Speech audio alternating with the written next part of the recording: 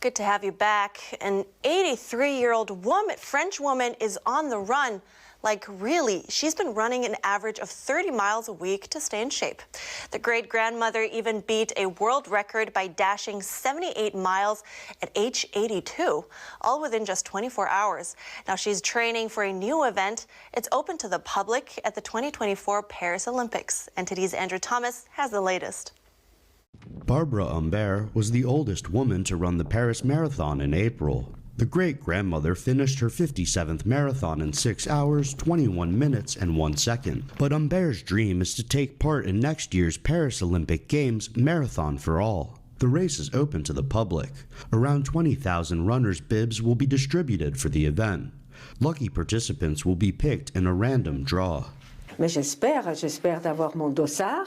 But I really hope to have my bib and to be able to run at night. Beautiful. I love running at night.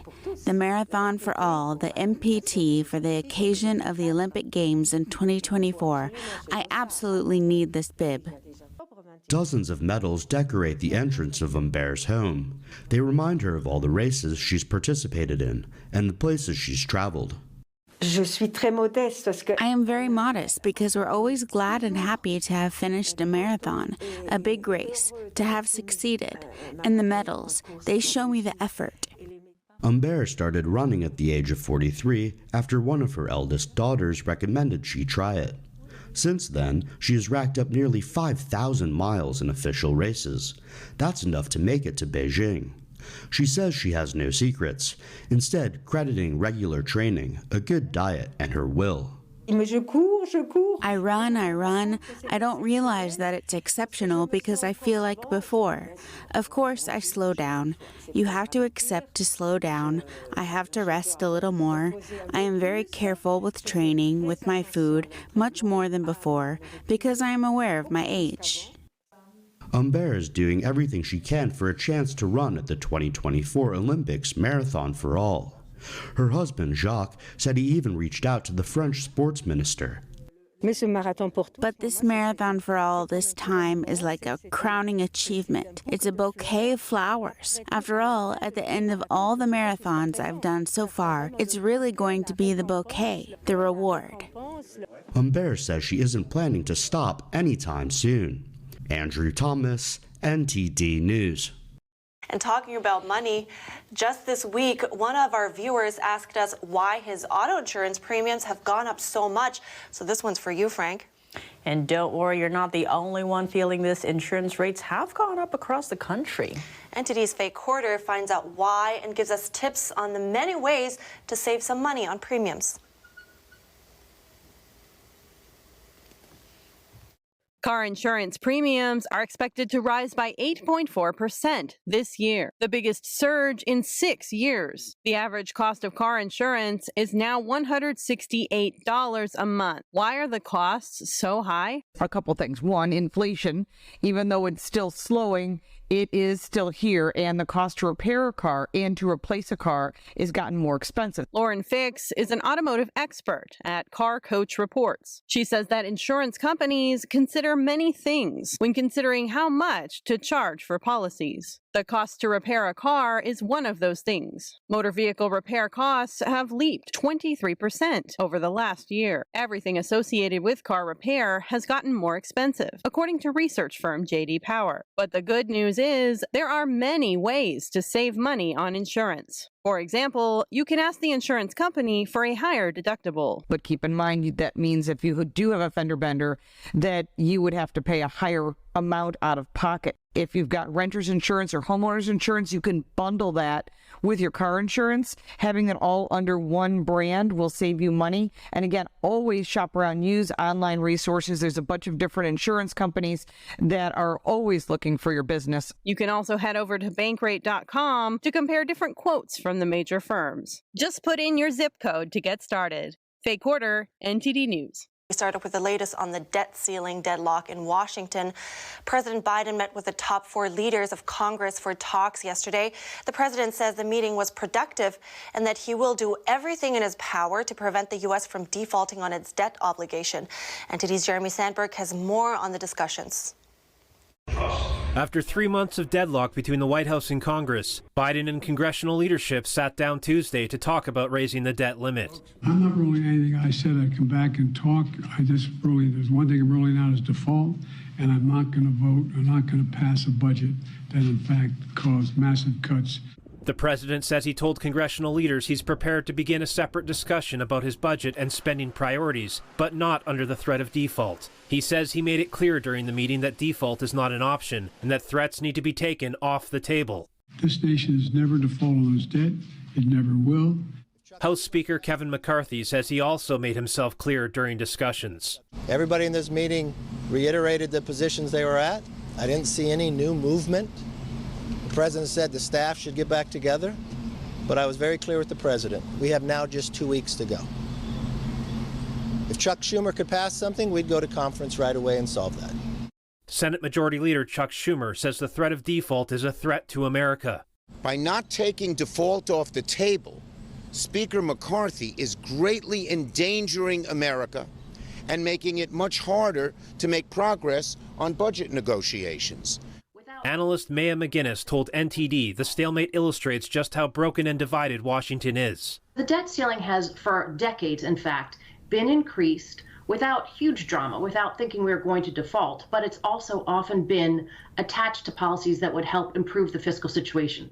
McGinnis says the debt ceiling has to be raised and reflects commitments made in the past. She says although being willing to default should not be part of the conversation, if lawmakers want to be fiscally responsible, they should promise not to pass any more legislation with additional borrowing. Unless it's an emergency, there's no reason that the country should be borrowing more. We should be working to get the borrowing that's already on the books under control. Biden and the top congressional leaders meet again on Friday to continue discussions. Jeremy Sandberg, NTD News. And on this topic, we're bringing in Samuel Gregg to tell us more. He's a distinguished fellow at the American Institute for Economic Research. Good to have you, Samuel. Now, thanks for having me on. Great to have you. Now, with this standoff and the deadline getting closer and closer, I want to know, could we be seeing any economical reactions to that uncertainty heading up to June 1st? Well, markets never react well to uncertainty of this scale. And so there'll be people on Wall Street and in the banking houses around the world who will be looking at this very closely to see what Congress and the president end up doing. I think people are already looking at the US dollar. That's one thing that will be on a lot of people's minds as we get closer to that June 1.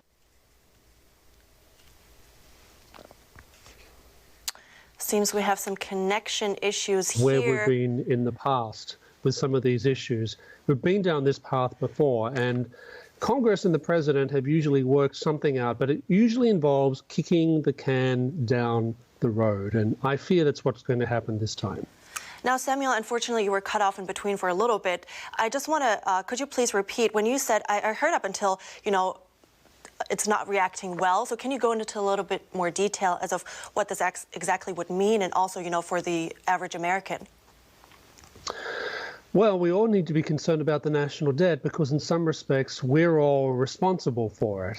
And it's also the case that people look at things like America's credit rating when it comes to our national debt. Americans are looking at things like how much the government is spending and looking at the fact that this is not being matched by revenue. So we have a serious spending problem in the United States today. And the way which we have dealt with that is by raising the debt limit. The debt limit was never meant for that. It was never meant to be this type of drug that we turn to instead of making the hard fiscal decisions we need to make about expenditures, which unfortunately for a long time, neither the White House nor Congress have been seriously interested in doing. And now what is the risk with this deficit? Because the Republican side's condition for reaching this agreement is to address this growing budget deficit. Why is it so important that this is addressed? It's important that it's addressed because it means that all this debt we're piling up is basically very much driven by core spending programs. So things like welfare, things like Medicare, etc., all of which are important. but all of which are now presently getting to the point where they can't be funded. We're already being told, we all know that Social Security, if things are not done seriously on the fiscal side in the United States with government spending, we're going to have some serious problems with Social Security, and that literally affects everyone, particularly the most vulnerable people in society. But it also points to this sort of general problem that we have when it comes to spending. A lot of Americans, a lot of people in Congress, a lot of people in the White House like the spending side of things, but you've got to be able to pay for it at some point. And that lack of balance between paying for things that you want and this constant spending that we're doing, and the tendency of Congress just to continue spending rather than doing difficult things and unpopular things like cutting spending or getting Social Security under control, that creates a lot of uncertainty in the market, and it makes people generally quite nervous. Right. Now, we have one more minute before we go. I want to know, how do you think this all will play out? Will there be middle ground, and where? It's unlikely, I think, that the United States will default. No, that's in no one's interest, and that would send a very bad message to credit markets and the banking system around the world. So that's one thing. I do think, however, that the Republicans know that a distinct majority of Americans now are concerned about the debt in a way that they weren't necessarily concerned about 10 years ago. It's also the case that President Biden's spending is also a factor in this. He wants to spend more money. He's made it very clear that he certainly doesn't want to cut spending in any major areas. So I can see at some point an extension being passed on the debt limit. But in the long term, I think, I'm afraid we're just going to be reliving this in 3 months' time, 6 months' time, a year's time, because there doesn't appear to be the political will in Congress right now to address this problem. And the White House's position isn't helping matters either. Right. Very interesting. Thank you so much for bringing it to shedding some light onto this. Samuel Gregg, I appreciate it this morning. Thanks for having me on. Welcome back. The Pentagon announced yesterday it will provide further aid to Ukraine. It's part of a program that allows Kyiv to purchase goods directly from the defense industry. Here's NTD's Cost Jimenez with more. The Ukraine Security Assistance Initiative, or USAI, will offer over $1 billion to Ukraine. The funding will be used for additional air defense missiles, artillery ammunition, and satellite imagery from commercial companies. Pentagon spokesman Brigadier General Pat Ryder says it aims to secure Ukraine's medium and long-term security needs. The combined total under the USAI since the war began is nearly $15 billion. Previous funds were used to purchase equipment, including attack drones, anti-tank missiles, Soviet-caliber and NATO-standard artillery ammunition, and coastal defense missiles, as well as armored boats, tanks, air defense missile launchers, and M142 HIMARS vehicles with guided rockets. Tuesday's announcement is separate from the close to 40 previously announced aid packages of military hardware, worth over $20 billion. Cost Jimenez, NTD News.